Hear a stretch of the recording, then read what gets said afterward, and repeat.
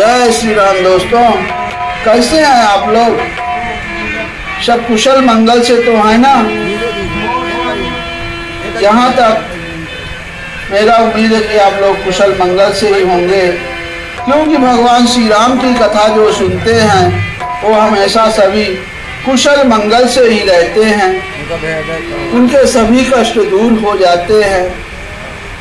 परिवार में कोई भी तकलीफ आए, भगवान श्री रामचंद्र हनुमंत महाराज को याद कर लीजिए, क्योंकि संकट मोचन है। अपनी अर्जी उनको सुना दीजिए, आपका कष्ट दूर हो जाएगा। देखिए, बहुत सुंदर कथा चल रही है। श्री रामचरितमानस बाल कांड दोहा नंबर 64 के आगे की कथा हम सुनाएंगे। उस समय की कथा है जब माता सती भगवान श्री रामचंद्र जी की परीक्षा लेने वन में पहुंची वनवास के समय, लेकिन वो अपने कर्तव्य में नाकाम हो गई और उनको बड़ा पश्चाताप हुआ, ये मुझसे क्या हो गया। भगवान शिव जी भी उनसे अंदर अंदर ही नाराज हो गए और 87,000 वर्ष तक वो अपने ध्यान में बैठे रहे। तब माता सती भगवान श्री रामचंद्र जी को याद करके कहती हैं कि हे जगत के स्वामी, आपने सभी के दुख दूर किए हैं, ऐसे ही मेरा भी दुख दूर कीजिए। दुख दूर करने का मतलब वो अपने शरीर से मुक्ति पाना चाहती हैं कि हमें अब एक पीड़ा नहीं सही जाती है, तो हमें भी मुक्ति दिलाइए। फिर उसके आगे की कथा है कि राजा दक्ष ने जब यज्ञ किया और भगवान शिव को आमंत्रण नहीं दिया, यहाँ तक कि अपनी बेटी दक्ष कुमारी सती को भी आमंत्रण नहीं दिया, फिर भी सती देवी भगवान शिव के कहने पर, मतलब मनाने से, भगवान शिव कुछ तो बोले नहीं कि जाओ कि नहीं जाओ, लेकिन जब उन्होंने हट कर लिया कि मुझे अपने पिताजी के घर जाना ही है, तो भगवान शिव भी नहीं रोके कि ठीक है। तो अपने गणों के साथ, मेन गण जो थे भगवान शिव के, उनके साथ माता सती को राजा दक्ष के यहाँ भेजे। लेकिन राजा दक्ष के वहाँ जैसे ही माता सती पहुंची तो उनको वहाँ सब कुछ देखने पर कि हमारे प्रभु श्री भोलेनाथ भगवान शिव का कहीं कोई अंश नहीं निकाला गया है, तो उन्हें बड़ा क्रोध आया। बहुत अच्छी कथा दोस्तों, आप जरूर पूरी सुनिएगा। इसके पीछे के पाठ में भी अब आज हम दोहा नंबर 64 की कथा आगे सुनाएंगे। हे सती मरनु सुनु शंभुगन,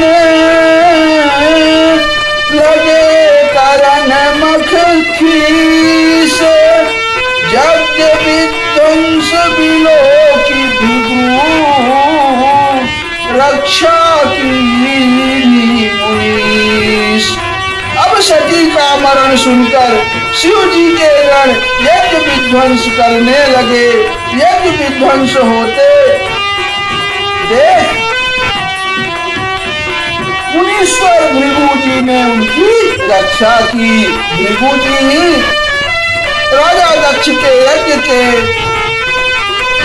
कराने वाले में साल बेदी थे। अब हाँ समाचार सब शंकर पाए,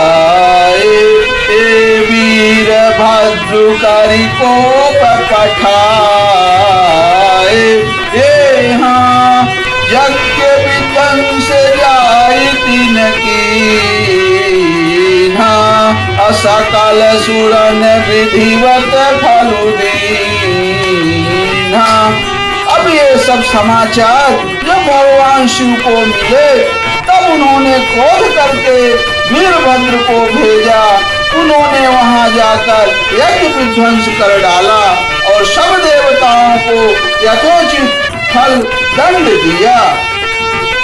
क्योंकि वीरभद्र को भगवान शिव ने उस समय क्रोध से प्रकट किया था जब देखा कि सती अग्निदाह स्वर्ग में घुस गई, जल गई है, तो भगवान शिव को बहुत ही क्रोध आया था और भगवान शिव ने एक अपने बाल से खाली एक बाल खींचकर वहीं पे प्रकट किए वीरभद्र जी को। यह समाचार बहुत अच्छा था। देवताओं यथोचित फल दंड दिया सभी को, जो भी वहां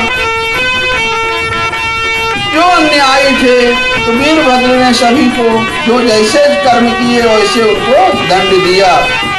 जो वहां भृगु जी थे, तो भृगु जी की राजा दक्ष के यहाँ जो कथा करा रहे थे, तो भृगु जी की वीरभद्र ने दाढ़ी भी पूरी खींच ली थी। ये हमने श्रीमद् भागवत कथा में पढ़ी है और कथा भी आप लोग को उसमें सुनाए थे। अब आगे है, मैं जग विदित दक्ष गति सोई, अजस कछु शंभु विमुख कहे होई। इतिहास सकल जग जानी, अताते मैं संक्षेप बखानी। अब दक्ष की जगत प्रसिद्धि वही गति हुई जो शिवद्रोही की हुआ करती है। ये इतिहास सारा संसार जानता है, इसलिए मैंने संक्षेप में वर्णन किया। अब किसने संक्षेप वर्णन किया? बाबा तुलसीदास ने। सती मरत हरिशन बरुमागा, अजनम जनम शिव पद अनुरागा। कहीं कारण ही जाई, अजनमी पार्वती तनु पाई। अब देखिए, अब सती ने मरते समय भगवान हरि से यह वर मांगा कि मेरा जन्म जन्म में शिव जी के चरणों में अनुराग रहे। इसी कारण उन्होंने हिमाचल के घर जाकर पार्वती के शरीर से जन्म लिया। तब जब ते उमा शैल गृह जाई, सकल सिद्धि संपत तह छाई। जाता मुनि सुआश्रम की, उचित वासुहि में भूधर दीने। अब जब से उमा जी हिमाचल के घर जन्मी, तब से वहाँ सारी सिद्धियां और संपत्तियां छा गई। अब मुनियों ने जहाँ तहाँ सुंदर आश्रम बना लिए और हिमाचल ने उनको उचित स्थान दिए। सदा सुमन फल सहित सब द्रुम नवना जाति, अप्रगति सुंदर शैल पर मनिया कर बहुभाती। अब उस सुंदर पर्वत पर बहुत प्रकार के सब नए नए वृक्ष सदा पुष्प फलयुक्त हो गए और वहाँ बहुत तरह की मणियों की खानें प्रकट हो गई। अच्छा, इसमें हमने पीछे की कथा में जब वीरभद्र जी ने राजा दक्ष का सिर काट दिया था और बाद में उनको जीवित करने के लिए राजा दक्ष के सिर बकरे का सिर लगाकर उन्हें जीवित किया गया था, वो भी कथा हमारे श्रीमद् भागवत में हमने सुनाई है। अब उस हाँ सरिता सब पुनीत जल बहाई, अखाग्र मृग मधुप सुखी सब रहाई। हाँ सहज बयरु सब जीवन त्यागा, गिरि पर सकल करहि अनुरागा। अब सारी नदियों में पवित्र जल बहता है और पक्षी पशु भ्रमर सभी सुखी रहते हैं। सब जीवों ने अपना स्वाभाविक पैर छोड़ दिया और पर्वत पर सभी परस्पर प्रेम करते हैं। सोह गिरिजा गृह जिन जनु राम भगत कह पाए। नित नूतन मंगल गृहतासु, ब्रह्मादिक गावहि जस जासु। अब पार्वती के घर आ जाने से पर्वत ऐसा शोभायमान हो रहा है जैसा राम भक्ति को पाकर भक्त शोभायमान होता है। अब उस पर्वतराज के घर नित्य नए नए मंगलोत्सव होते हैं जिसका ब्रह्मांड यश गाते हैं। नारद समाचार सब पाए, अकौटी कहीं गिर गे सिधाए। शैल राज बड़े आदर की, पद पखारी बड़े आसन दीन। अब जब नारद जी ने यह समाचार सुने तो वे कहीं से हिमाचल के घर पधारे। अब पर्वतराज ने उनका बड़ा आदर किया और चरण धोकर उनको उत्तम आसन दिया। नारी सहित मुनि पद सिरुनावा, चरण सलिल सबु भवन सिचावा। निज सौभाग्य बहुत गिरिवर, सुता बोली मेली मुनि चरना। अब देखिए फिर वो अपनी स्त्री सहित मुनि के चरणों में सिर नवाया और उनके चरणोदक को सारे घर में छिड़काया।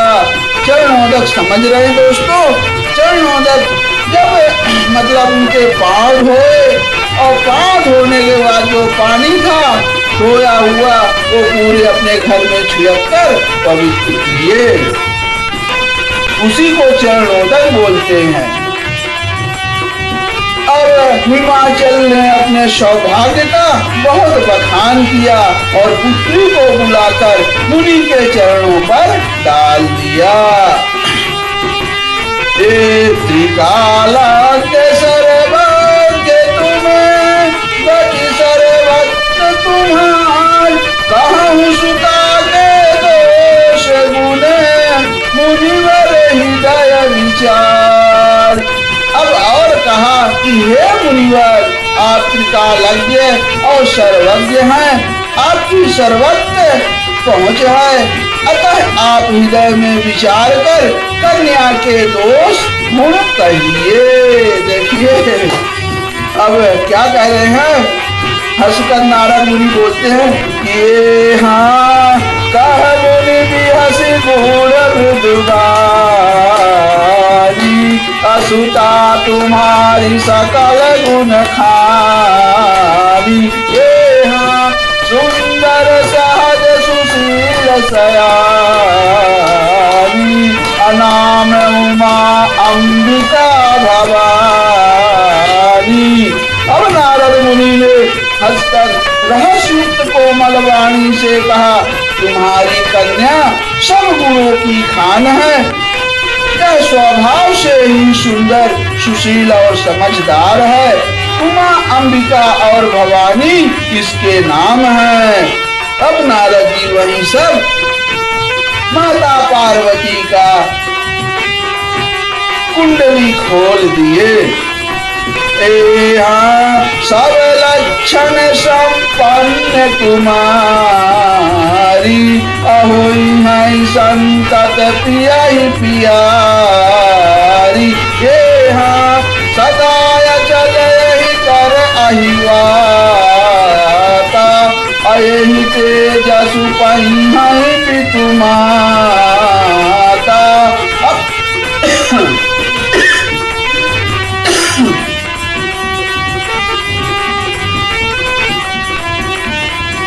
अब कन्या सब सुलक्षणों से संपन्न है, यह अपने पति को सदा प्यारी होगी, इसका सुहाग सदा अचल रहेगा और इसके माता पिता यश पावेंगे।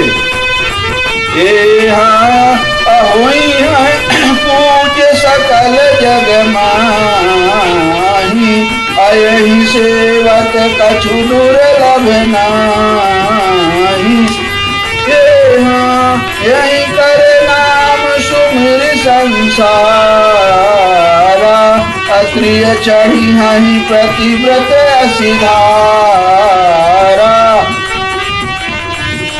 अब यह सारे जगत में पूज्य होगी और इसकी सेवा करने से कुछ भी दुर्लभ ना होगा।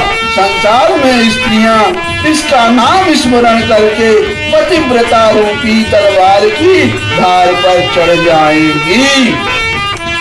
ये हाँ शैल सुलक्षण सुता तुम्हारी, असुनहु जे अब गुण दुई चारी। ये हाँ अगुण अमान मातु पितुहीना, उदासीन सब संशय छीना। अब हे पर्वतराज तुम्हारी कन्या सुलक्षणी है, अब इसमें जो दो चार अवगुण हैं उन्हें भी सुन लो। एक तो गुणहीन, मां नहीं, माता पिता विहीन, उदासीन, संशयहीन यानी लापरवाह। देखिए नारद जी की यहाँ कथा। हे जोगी जटिल काम मन, नगन अमंगल वेश, अस स्वामी यही कहाँ मिलही, परिहस्त असिरे के लखन सियावर, रामचंद्र बजरंग बली, महादेव देव कौशल किशोर की जय, गोस्वामी तुलसीदास की जय, शारदा मैया जी की जय। जय सीताराम, जय जय सीताराम। ओम नमः पार्वती पतये, हर हर महादेव। जय शिव शंकर शंभु। अलख निरंजन, अलख निरंजन, अलख निरंजन। हर हर महादेव।